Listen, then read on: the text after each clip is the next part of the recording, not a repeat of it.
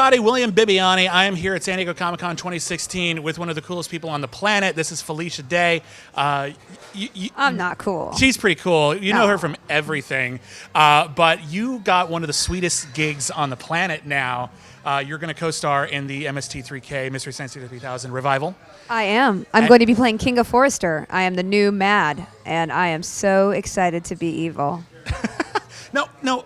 One of the things that comes up when we hear that you're playing Dr. Clayton Stonewall Forrester's daughter, who's your mom? That will have to be revealed, actually. That's an important plot point. We're going to get I don't to know that, if I know it right now, but I will when we okay. film. Probably I'll know that. I'm very excited about this. I'm really excited. This is a dream come true, and I'm a huge fan of the show, and the fact that I'm working on a show that I'm a huge fan of is yet again a blessing of my career.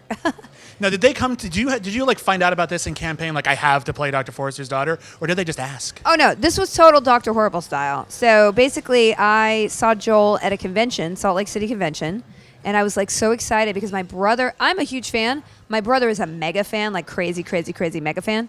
And I just wanted to take a selfie with Joel to rub it in my brother's face. So we got to talking, and then later he just emailed me and asked me if I wanted to be in it. So I should have asked for a selfie with Joel, and I could have been doing this. That was my mistake. I don't know if you played Dr. Force's daughter in the best way. I don't mean to judge you or limit you as a performer. Yeah, I was about to say. It's 21st century, Felicia Day. Sorry. All right. So what can we expect? Like, what are you looking forward to the most? Is it just the riffing or the sketches? What sort of what's your most excited moment? Well, I'm excited because as a performer, I'll be in the sketches. The sketches will be, I mean, obviously, I'm going to be sending the experiments over and blah, blah, blah. But I love watching the riffing. And I actually got to write on the show as well. So I wrote 4 episodes. And I have to say that it was just like the biggest thrill in the world to be able to be a smartass for a job. Because, I mean, what better way to spend your time in life, right? It's a great way to spend your time. Now, you can't tell us what the movies are yet, but what is it like in that writer's room? Are you just sitting around on a couch watching the movie and just writing stuff down? No, we write remote. There are, phone calls where everybody kind of groups up, but it's a remote writing process, which is very cool because you get time to think. I like to sit and think about things before. I'm not like the quickest person in a group. So I think it was the perfect way for me to work. And then when we check in with each other and it really was a supportive group, but remote writing. So I love the process and just being able to watch these movies and be channeled by Joel's benevolent sarcasm. I just love it. It's not mean-spirited. It just is perfect. The humor is perfect.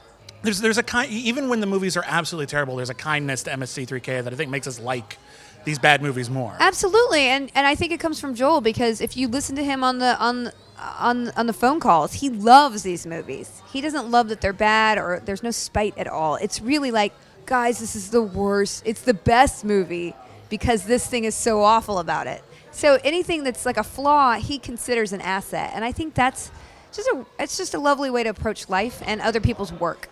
Now, you're actually going to get to share the screen with Patton Oswalt as the new TV's Frank. Mm-hmm. What sort of relationship do you want to build with him, like comedic relationship? Because Dr. Forrester and the original TV's Frank was very much, I'm just going to cut off Frank's head and, the box Frank, just lots of torture. Is that what you want to do to Patton Oswalt? I mean, I love to torture people. I mean, I would love to, not in real life, but I would love to be evil. It's the 21st century, you can do what you want. I mean, I've never played evil before. People, I'm either like the victim that gets killed or, the nice girl, or the quirky girl. I would love to actually have a little bit more evil in me and channel my dad a little bit. But, how evil is your dad? Huh? I was about to say, Dr. Forrester. Clayton, I was about to say. My real father is a very nice person. Okay, it seemed like you were calling him out for a second. No, sorry, Dad. No, this is where I talk about my childhood. It was 19. Anyway, no, I think the dynamic between us, because I am a woman and he's a guy, there could be more layers there. I'm not necessarily romantic, but I just think it's an interesting dynamic. That I'm excited to explore because Patton is just the funniest person in the planet. And I've met him socially many times, but never had the opportunity to work with him. And when I heard he was going to be my sidekick in a sense, oh man, it was just literally the dream got brighter. Now, what do you think are the odds that we might actually get you and or Patton in the theater over the course of the series? Because they did that in one episode. They did do it in one. Gorgo, I think. Right? No, that was the Leonard Maltin episode. I don't remember. Yeah, it was one time. Yeah. I can't tell you if that's going to happen or not. Even if I knew, I would not tell you. hopefully we do many more seasons, and that Yes. would happen because I would love to be the one being inflicted upon rather than doing the inflicting. Now, I know you can't tell us what the movies are. Is there a dream movie you would like to get to one day? There's some really bad movies in this world, and a lot of 1970s disaster films, 80s really bad martial arts films. Those were really. My brother was a huge martial artist, so Chuck Norris was key to my childhood, and those were not good movies. A lot of them were not. Yeah, Burt Reynolds. I would love to. Anything with a Burt Reynolds mustache in it would be great to riff on. Did you ever see that Chuck Norris movie where he fought basically like an undead Jason Voorhees? Yeah. That movie's awesome.